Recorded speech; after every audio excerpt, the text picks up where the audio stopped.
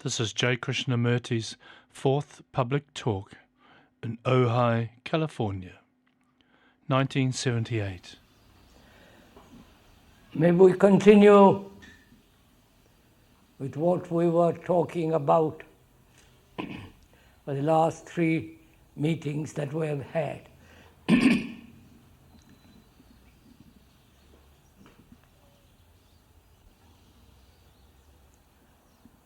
First of all, I think it should be made quite clear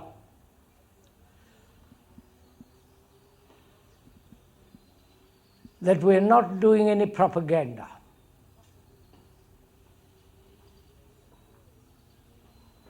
To propagate any series of ideas or a way of life,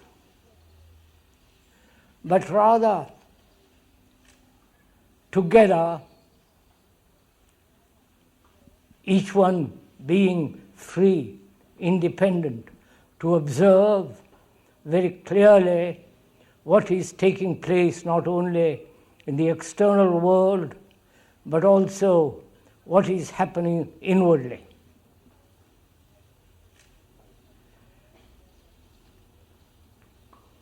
I think it is becoming more and more obvious for those who are at all aware and concerned with the world,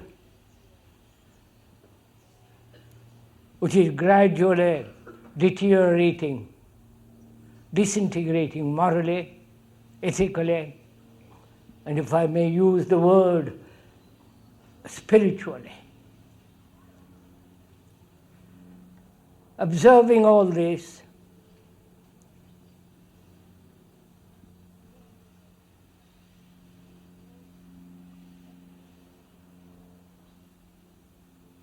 no obvious solution for the confusion and the miseries and the sorrows of the world are present. What is required, if one can so point out, which is based on reason, logic, and clear thinking, that a new mind is necessary. A mind that is not reformed or reconditioned, but a mind that is totally new, so that it can face the political, religious, economic, social problems of the world. A totally different kind of mind, not put together by thought.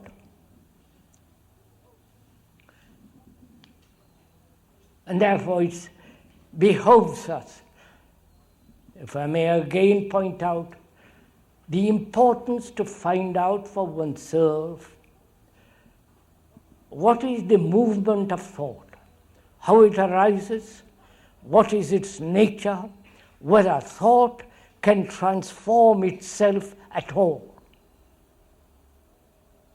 or that in the very process of understanding the whole movement of thought, perhaps that very observation might bring about a different quality of brain and mind. As we said before, and if we may again point out, that this is not a lecture.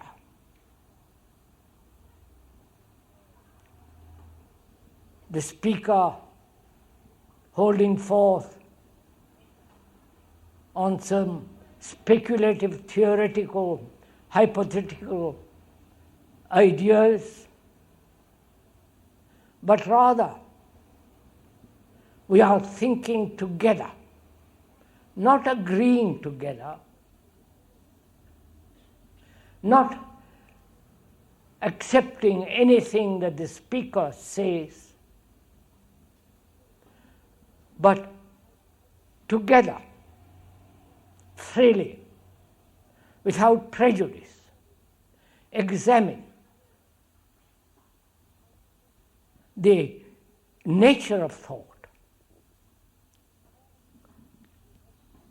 As one observes, thought has created the modern world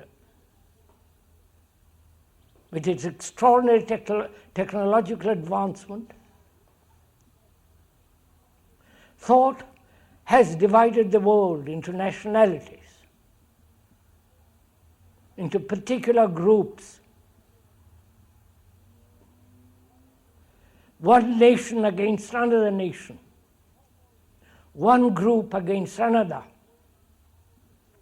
Thought also has divided the world into various religions: the Christian, the Buddhist, the Hindu, the Muslim, the Islamic world. And this is the product of thought. The content of the churches, the temples, and the mosques are put together by thought.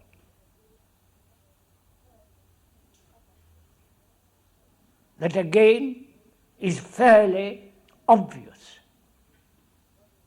for those who want to go into this question, whether it is possible for a new mind to come into being.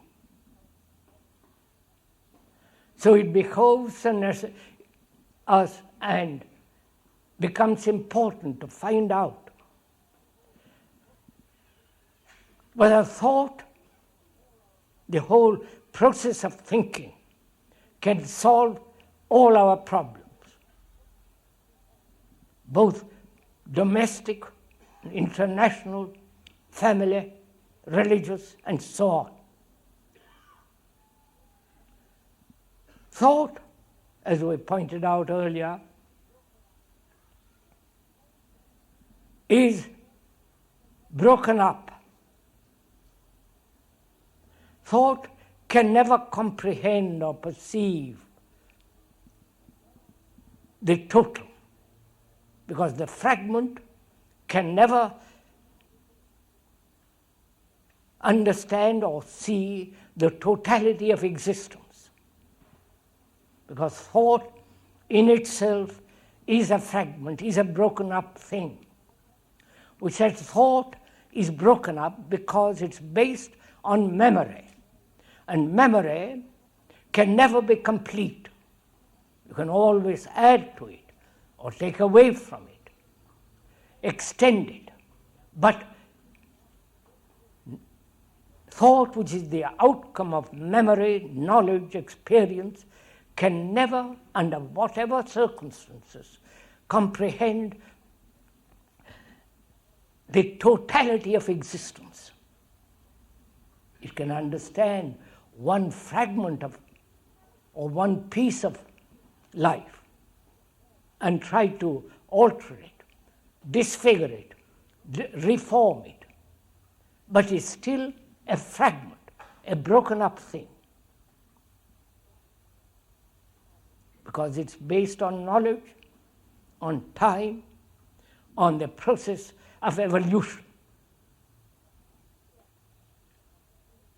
I think this must be clear for each one of us if we are going to understand, communicate with each other, whether thought, the whole movement of our thinking, can solve any problem, any psychological problem, any problems of relationship, and so on.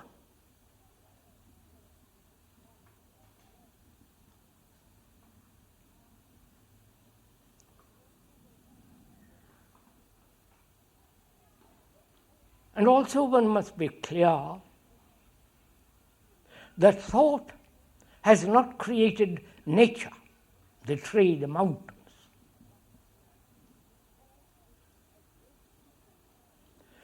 But thought has made use of nature. So, thought, whatever it creates, is a reality, the actual. Thought can create illusion. That's also actual, real.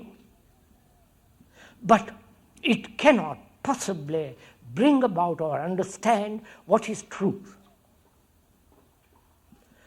That truth is not yours or mine or somebody else's, belonging to a church or to a group of people. That truth can only be understood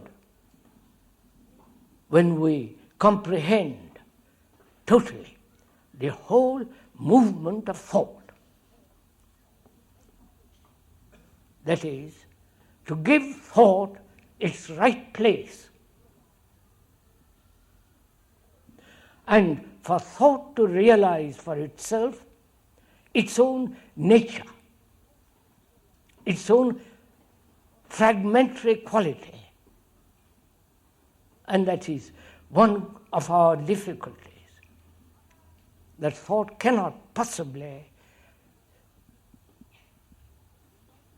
understand that it is a fragment. It can imagine it is a fragment. It can think that it is a fragment. But to actually perceive, to actually go into the question whether thought is a fragment, to observe its movement as fragmentary, broken up, is that possible? As we have said before in all the talks previously and now, we are examining together.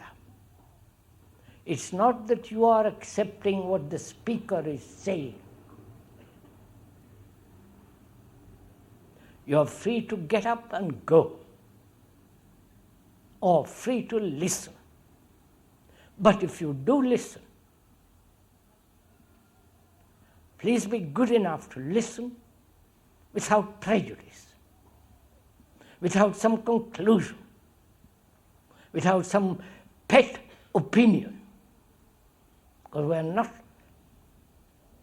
opposing one opinion against another, one conclusion against another,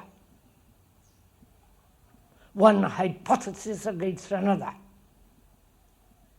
Together, you and the speaker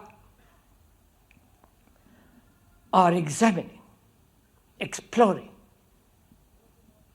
whether it is at all possible, observing what is going on in the world and the confusion, the mess, the misery, the wars, the economic condition, and so on, whether it is possible to bring about a new mind. Because the old mind, the conditioned mind, cannot possibly solve these problems. Thought cannot solve these problems, because thought itself has created these problems. If this is absolutely clear, not because the speaker says so, but because you yourself clearly see for yourself. Therefore, there is no divergence of opinions. We are only dealing with facts, and not your fact or my fact, but the fact that the actuality, what is happening in the world. From that, in that observation, one realizes completely that a new quality of mind is necessary. Not a mind that is reconditioned to a new pattern, but a mind that is totally free. Therefore, quality of a creativeness that's so necessary. If you observed, a new culture can only come out of a religion. Not the orthodox religion, not the religion of thought, not the religion of images, of beliefs and authorities, dogmas and rituals, but a religion that is capable of perceiving what is truth. Not your truth or the speaker's truth or somebody else's truth, the philosophical or psychological truth, but the absolute truth, that which is the essence of religion. We are using the word religion in the sense of gathering all energy, not dissipated, not controlled, not given a certain direction, but this quality of energy that comes into being when there is total freedom. And from that energy is only capable of inquiring totally into what is truth. In that sense, we are using that word religion. Not the institutionalized religions, with their priests, with their dogmas, with their rituals, with all their imaginative, romantic states.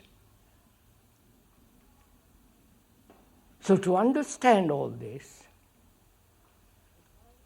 as we say, the mind, the brain must be free from pressure. Because if there is any kind of pressure, both physiologically as well as psychologically, any kind of pressure, there is distortion. That is clear and very simple. It's not a matter of acceptance, it is so. If I push you in a certain direction, whatever you do will be according to my pressure. Or if you yourself have your own pressures, your own demands, your own desires which act as pressures, then whatever you do will be deformed, distorted. That again is a simple fact. May I take my jersey off? Pretty hot.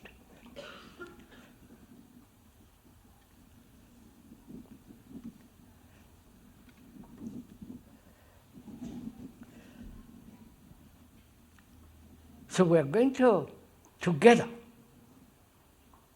examine, as we said, the pressures of language, the pressures of ideologies, the pressures of institutions, the pressures of family, the domination of one over the other, and also we discussed yesterday about fear.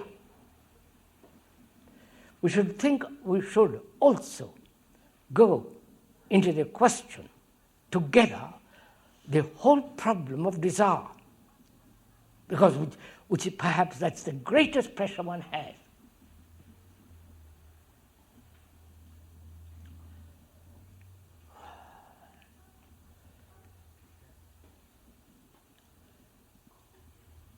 If I'm too intense, please forgive me. I can't help it.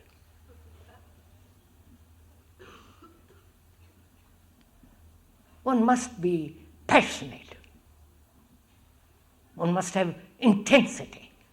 Otherwise you can do nothing. We have destroyed that intensity, that passion, through permissiveness. through all kinds of idiotic pursuits. We have destroyed that capacity of great intensity through following somebody, through accepting various fads, religious fads, and with their gurus and all the rest of that nonsense. We have lost all that. And perhaps in inquiring together into this whole question of pressure, we may come upon that intensity. Not eventually, not just before you die, but in the very process of inquiry, that passionate intensity can come about. And it can only happen when there is no pressure whatsoever of any kind from outwardly or inwardly. Actually, there is no difference between the outer and the inner. This one unitary movement. But we have divided the world as the outer and the inner.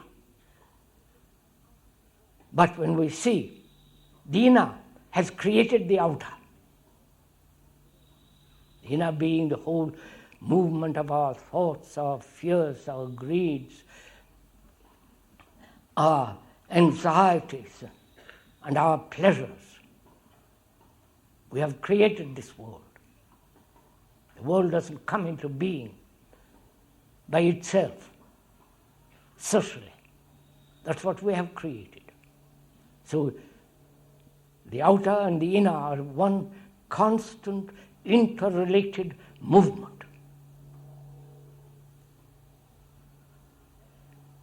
So we must also, as we said, examine together the question of desire.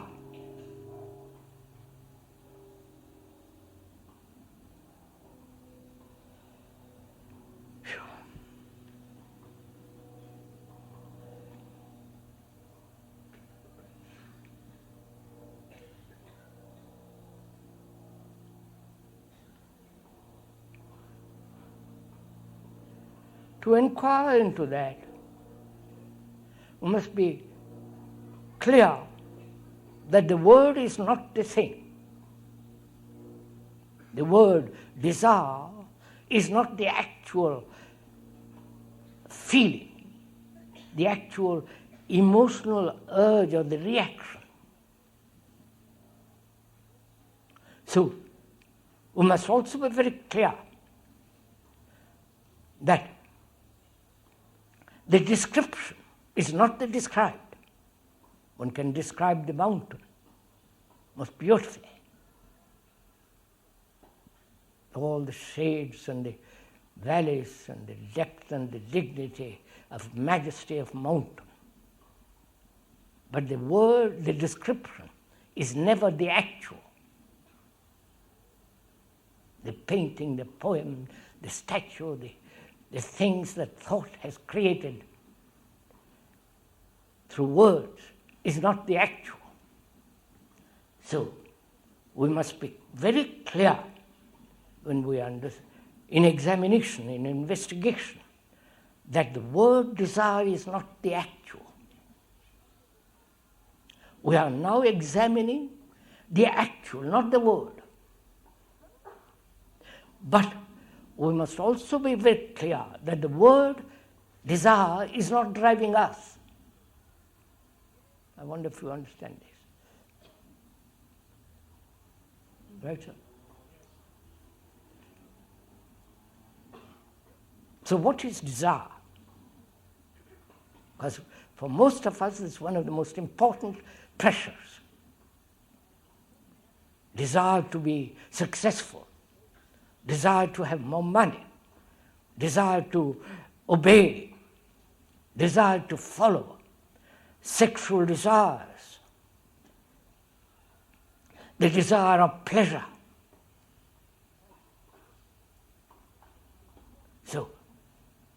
as it's one of the most important pressures in our life. Not precious. You understand? It's not precious, but pressure. Perhaps my English may not be the American English. Perhaps, so please forgive. We are talking about pressure. What is the nature of desire? How does desire arise? Why there is such urgent, constant desire to fulfill, to become, to achieve, right? So we are looking into the nature of desire. What is the relationship of thought to desire? Are they related or are they interrelated? Is desire and thought a movement? Or is desire something separate from thought? So we are asking, what is desire? We have gone into the question, what is thought? We said thought is memory, response of memory, experience, knowledge stored up in the brain, and there in the very cells contained memory from which thought arises. So, what is desire? Is desire brought about by thought? Or is desire independent of thought? Please listen to this. Or in the movement of perception, seeing, in the seeing, thought takes control, which we'll go into as we go along. All right, sir, am I all?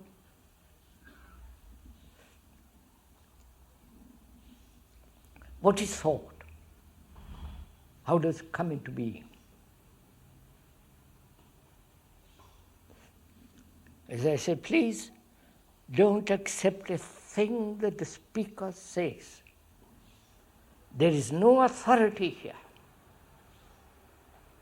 Though unfortunately he has to sit on a platform for the convenience of others, it doesn't give him an authority.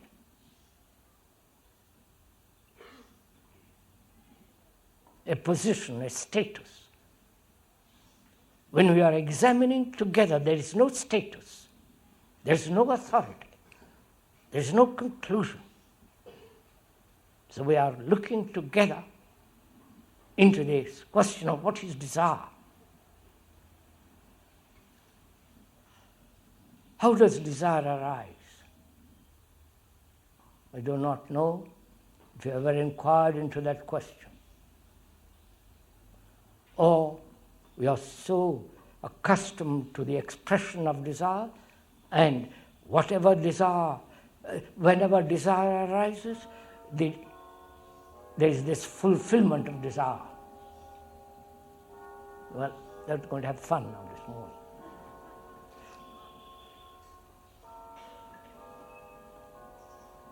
We can take a rest.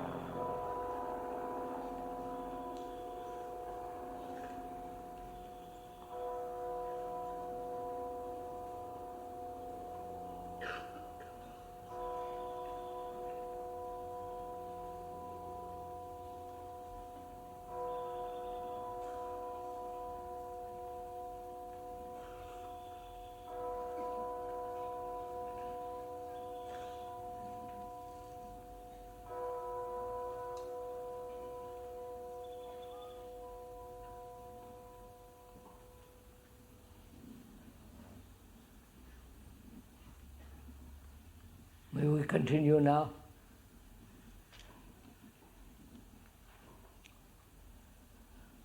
We're asking, what is the nature of desire and how it arises? And what is the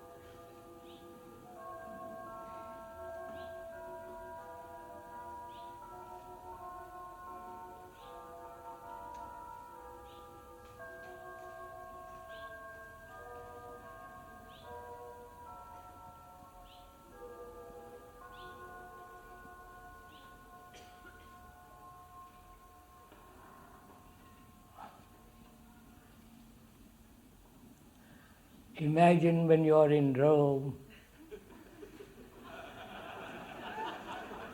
where there are 300 churches or more, one and around every piazza, every via,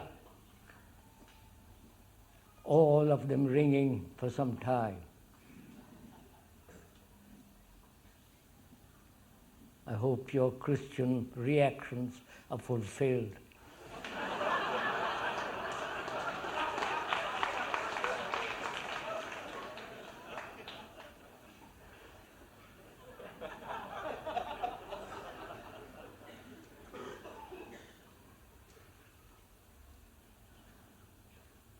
I hope we can start again inquiring seriously, not facetiously, not for the time being, but as it is a very important factor of our life, to go into this question of what is desire and what is its place in life and what value has it, and so on. If you have observed, most of the religions have said, deny desire, control desire, subjugate desire, deny desire in the service of God. The monks throughout the world of different colors have said, don't have desire. But when you deny desire, suppress desire, it has greater strength, greater vitality. And so inwardly burning with a desire, outwardly have a calm face. Read the book. Don't look at a woman. Don't look at the beauty of the world, the nature, the marvelous earth, because that might awaken desire. So don't concern yourself, you're a monk. Look at anything but the book. And when you do look at a woman, consider her as your sister, your mother, anything but what she is. This has been the way of the monks throughout the world. But we are not saying suppress, control, deny, run away from desire. On the contrary, we are trying to understand the nature of it. And when one has comprehended fully its structure and its nature, then it has its right place. Then it doesn't fulfill your horizon, your whole life. Therefore, there is neither denying it nor suppressing it. So it's important to understand the nature of desire, what is desire. Surely desire is a reaction from a stimulus. The stimulus is when you see something. In the shop window, when you see a woman or a boy or a man or a beautiful car or a dress and so on. So, desire arises through perception, seeing. Please observe it for yourself. It's not because I say so. Through seeing, then contact, then sensation, then thought creates out of that sensation the image. And that very creation of that image is desire. Right? Please don't accept what the speaker is saying. Observe it in yourself. You see a beautiful dress, shirt, trouser, whatever it is. And seeing it, touching it, then the contact, the sensation, and thought creating the image of you wearing it and desire arising. Right? Please, as we said, this is not analysis. This is observation. When you observe, analysis has no place.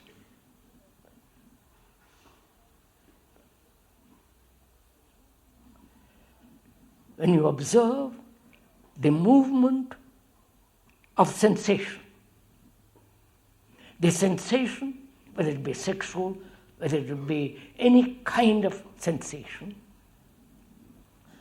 arises through seeing, the optical seeing, the observation, the contact, the sensation,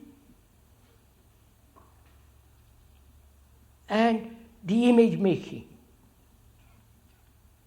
That is the whole movement of desire. Right? But the problem is that movement demands fulfillment, demands that you should gain what it wants. Should buy or whatever it desires.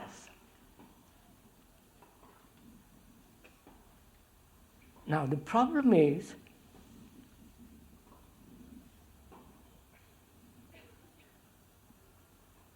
where does thought come in and make it into a desire, into that desire demanding fulfillment? Where does thought come in between? You understand my question? I must make it clear. You see a beautiful car. I'm taking the car.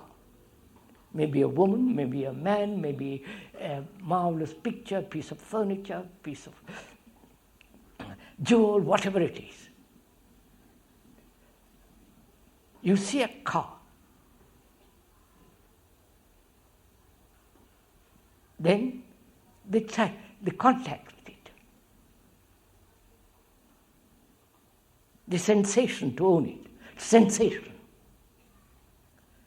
And thought, say, creates the image, you sitting in the car and driving it.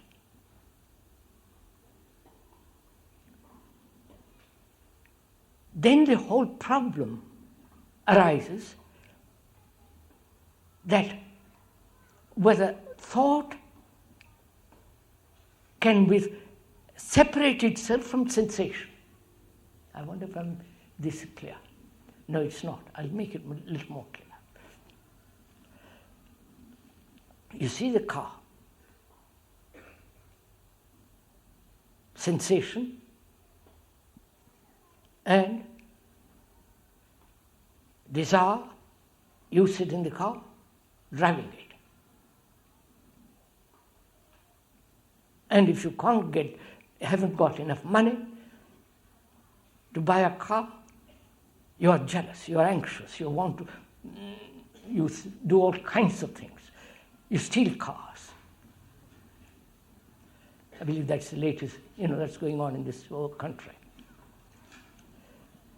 So, the problem arises when desire demands fulfillment.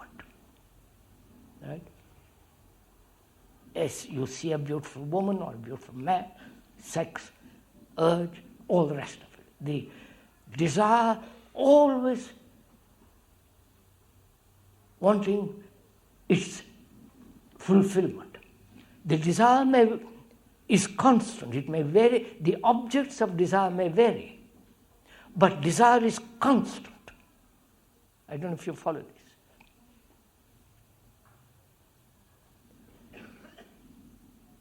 And then the struggle begins.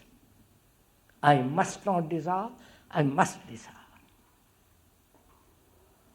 The edict of religions, if you pay attention to that kind of thing anymore, or because you desire, you fulfill whatever you want. This permissiveness of this country, which is spreading unfortunately throughout the world. You're setting the standard, unfortunately. So, this constant struggle to do whatever the desire demands. It may bring pain, it may bring satisfaction, it may bring pleasure, it may bring all kinds of things. But there's constant struggle. Where there is struggle, there is expenditure of energy. Right? So, the monks have said, don't waste that energy. Therefore, withhold desire. That energy is necessary to serve God, whatever it is. Jesus Christ and all the rest of it. All put together by thought. I'm sorry, we're speaking next to a church.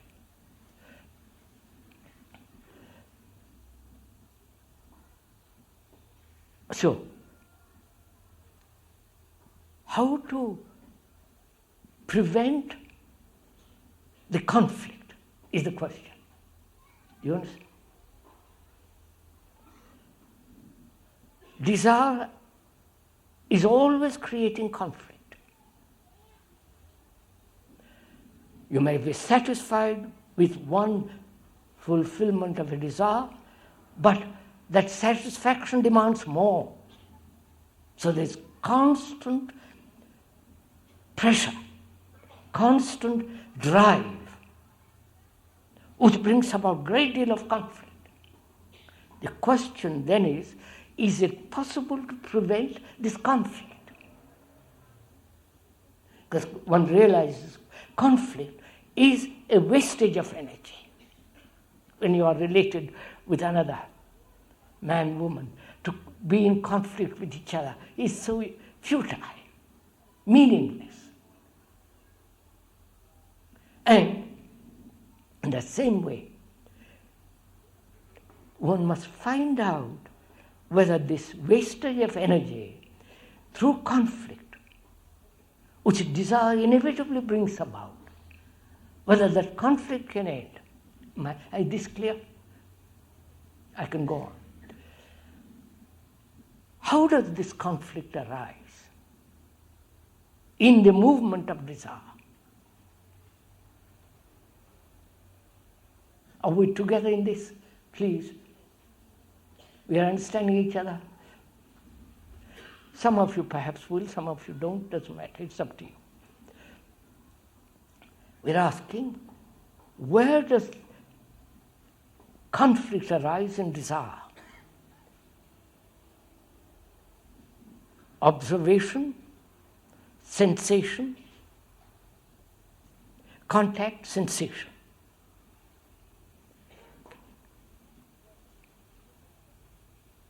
If that stops there, then there is no conflict. Right? I wonder if you see that. You see the car, contact, sensation. That's normal, natural. You see a beautiful thing, beautiful mountain, beautiful trees, lovely morning, the sensation.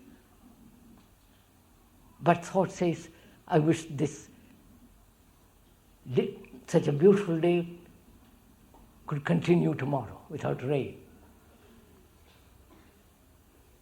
So is it possible, please listen, is it possible to be so alertly aware for sensation to stop and not let thought interfere with it? Right?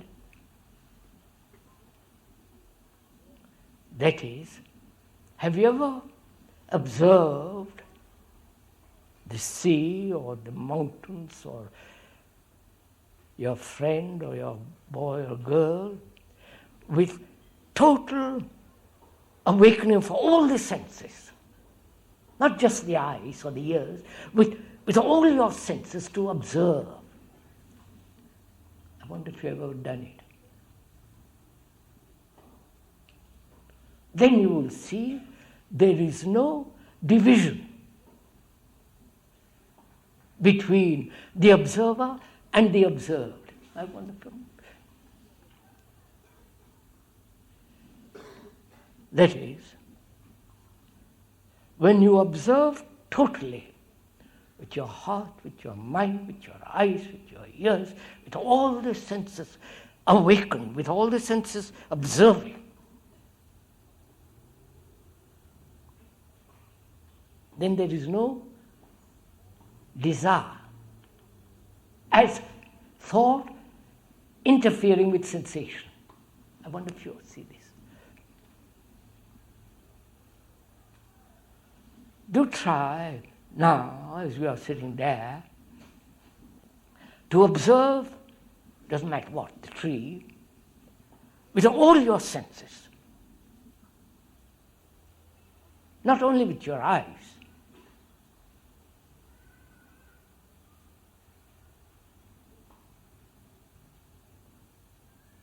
If you do,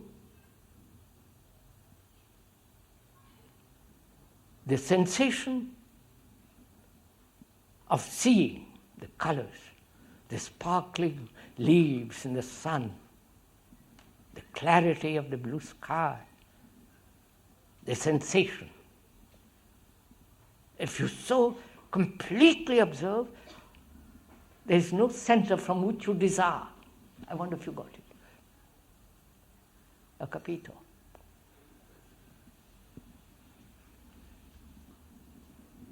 So, we're asking,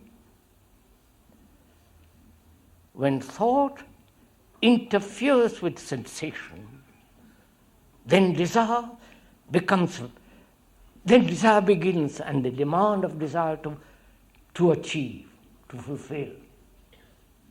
If you see this very clearly, then there is no suppression of desire, which doesn't mean you fulfill desire.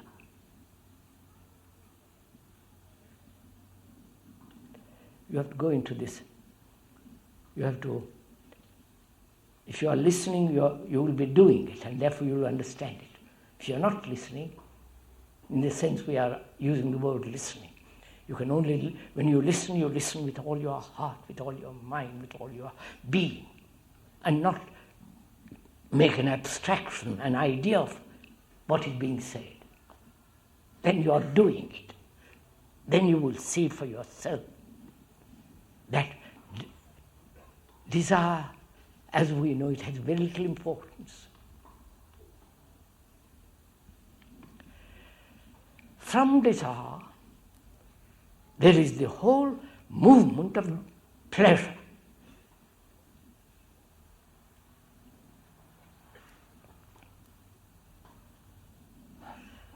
Which is gratification, satisfaction, both sexually and otherwise.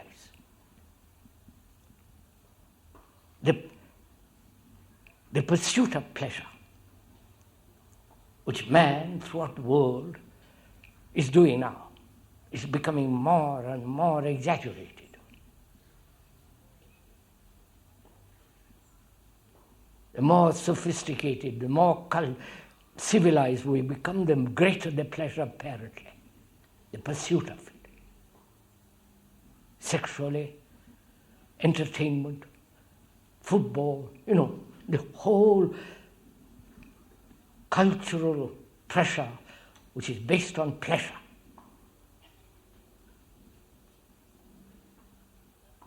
And what is pleasure? Why does man pursue everlastingly pleasure? We are not denying pleasure. We're not saying it's right or wrong. But why does man, wherever you go, pursue this eternally, this pleasure? The pleasure of achievement, right? The pleasure of worship the pleasure of being a great man, a success, a reputation, the whole urge to pursue that which you have enjoyed yesterday and give it time and then pursue it. Don't you know all this? This is your life. So your life is based on that. Pleasurable experience, pleasurable thoughts, pleasurable actions, gratifying, and the pleasure of attachment, the pleasure of possessing something, whether it is a furniture or a person. This is what is actually going on with all of us all the time. And when there is no pleasure, there is anger, there is violence, there is destruction, hatred. Again, these are facts, not my invention.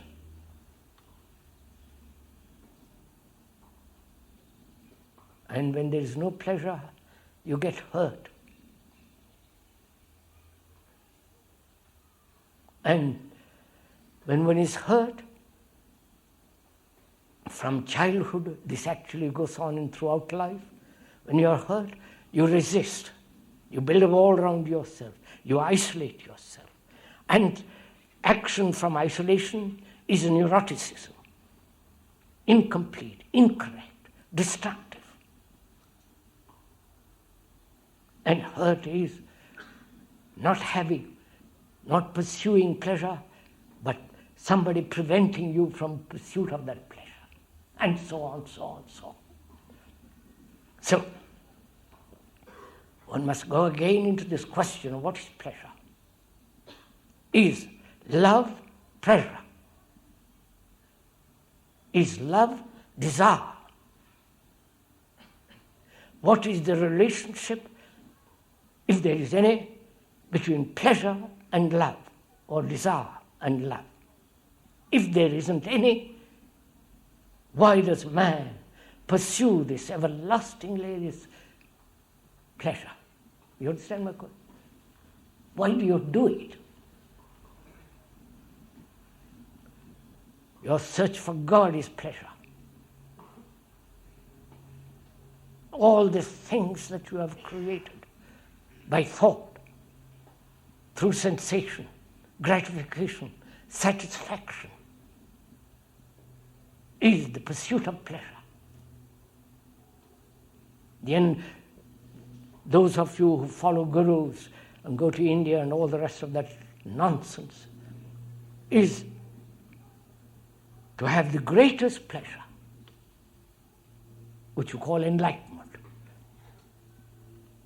So we must inquire, if you're at all serious, what is pleasure? Because pleasure is also becoming very destructive.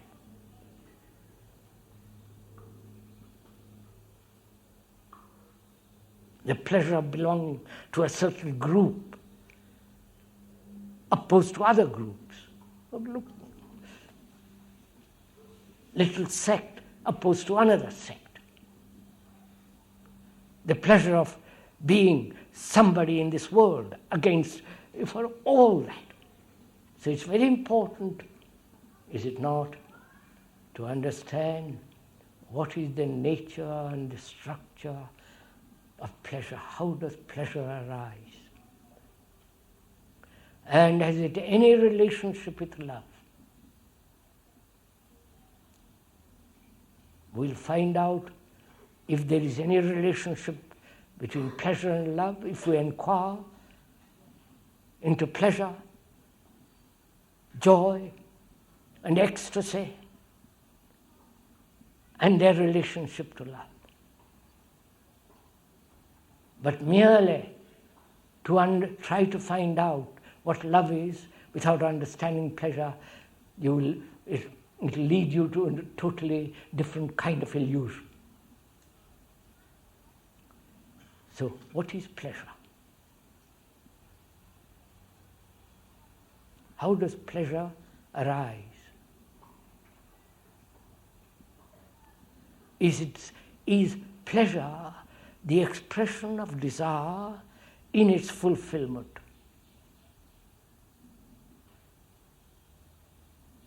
You've had a marvelous evening yesterday, sexually or otherwise. That is remembered. The brain has recorded that event. It's been put on the tape. And thought says, I have had that marvelous time yesterday. I hope we shall have another evening like that. Right? You have seen a marvelous sunset. Clear, golden, radiant, filling the earth with such marvelous light. There is tremendous enjoyment of it, delight in it. There is the remembrance of it. that very remembrance and the pursuit of that remembrance is pleasure.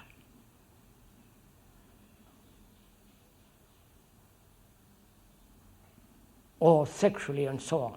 You can imagine all the rest of it. So pleasure, at the moment of pleasure, there is no registration. Right? I wonder if you have noticed it. The moment you say, I am happy, you're not happy. Happiness, we'll use that word just for convenience. At the moment of being happy, you're totally unaware. But a second later, you say, I've been happy, which is the remembrance of that thing a second later, registered. And the registration of that happiness, which is gone, which is dead, that registration is thought, remembering that incident and demanding more of it. Right? I wonder. So, thought, remembering an incident, however marvelous, beautiful, exciting,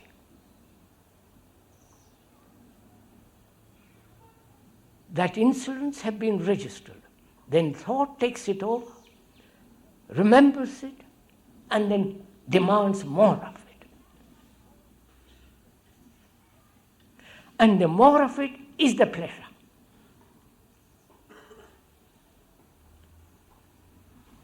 So,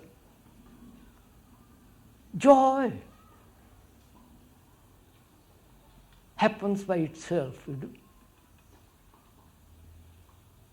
It occasionally, if you are lucky, quiet, unaware, not concerned with your little self everlastingly, it happens. Then, remembrance of it, and the pursuit of the joy which is merely becomes a pleasure. So joy is not pleasure. I wonder if you understand that. Now, the problem is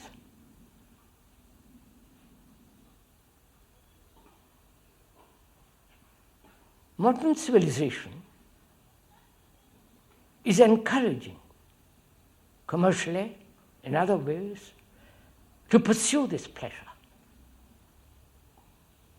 More, more, more. Waste, and so on. We are destroying the earth, we're destroying nature, we're destroying ourselves. And the problem is,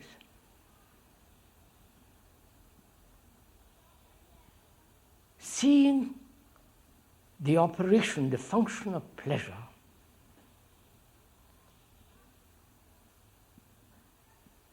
again, when can one observe an incident like a beautiful sunset and end it? Not say, well, I must have it tomorrow.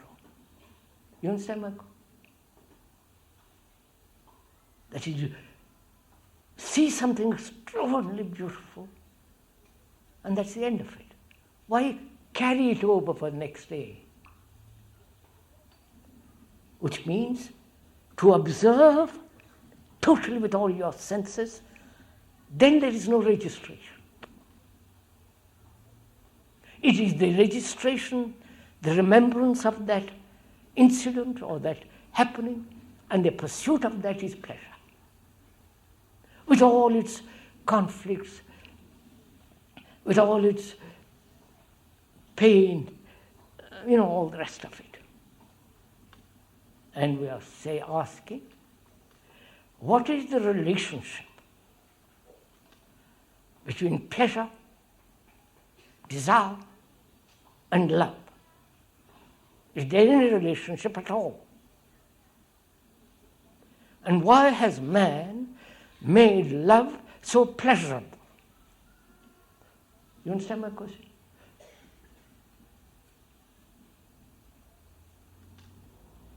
So when I was to ask, go into a question of what is love.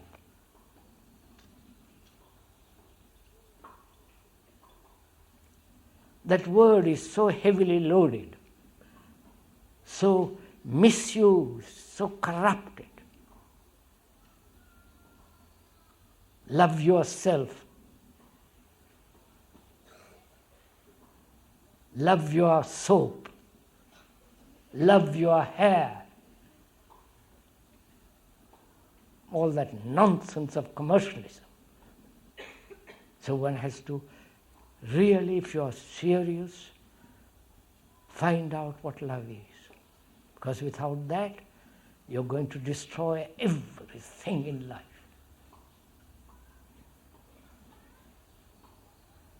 So what is love?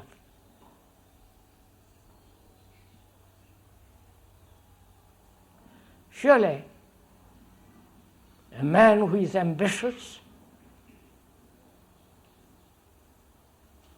has no love, right? But you are ambitious.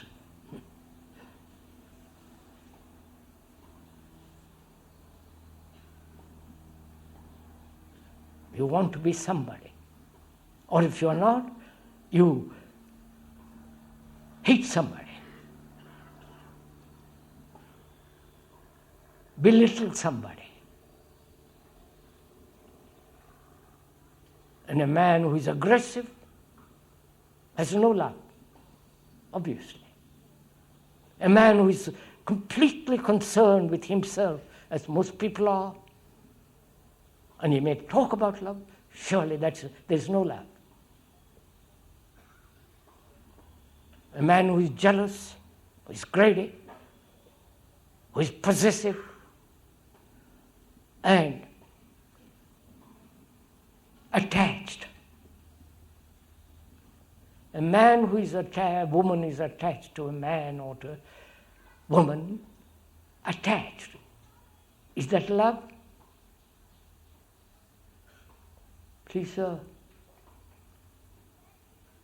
don't agree or disagree. Just inquire, find out for yourself. Does attachment,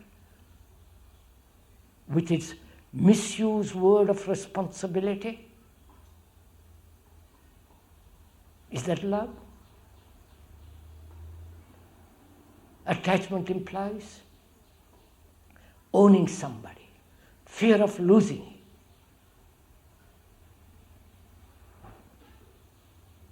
Being attached, you're afraid to lose and become lonely, frustrated, miserable. So more and more and more you attach. It may be a person, it may be a house, it may be a furniture, it may be some belief, all the rest of it. Is that love? Because attachment breeds fear.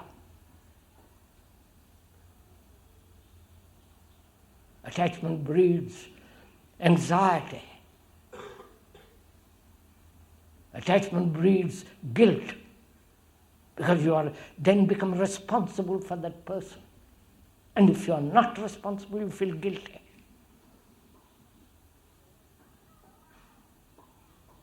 Is all that love? And if you are serious, you see all that is not love, then put aside all that. Then you have that extraordinary quality of that flame called the real thing, not the world.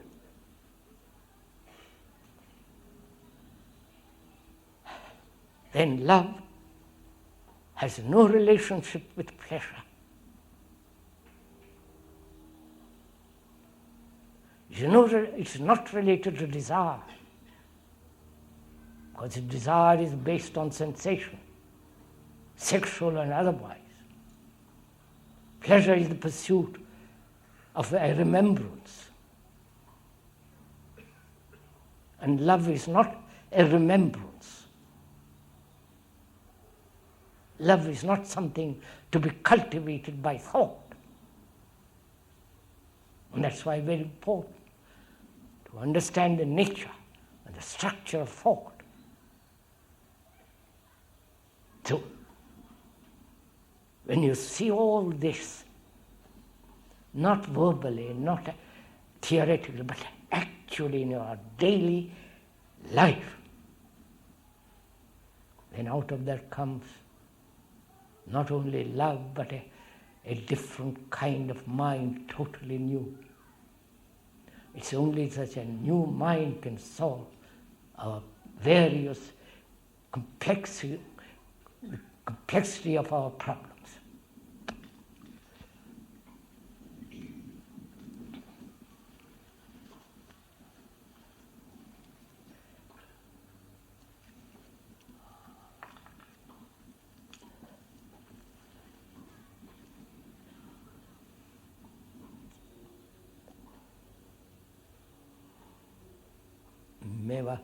May we get up? May I get up and go? Will you?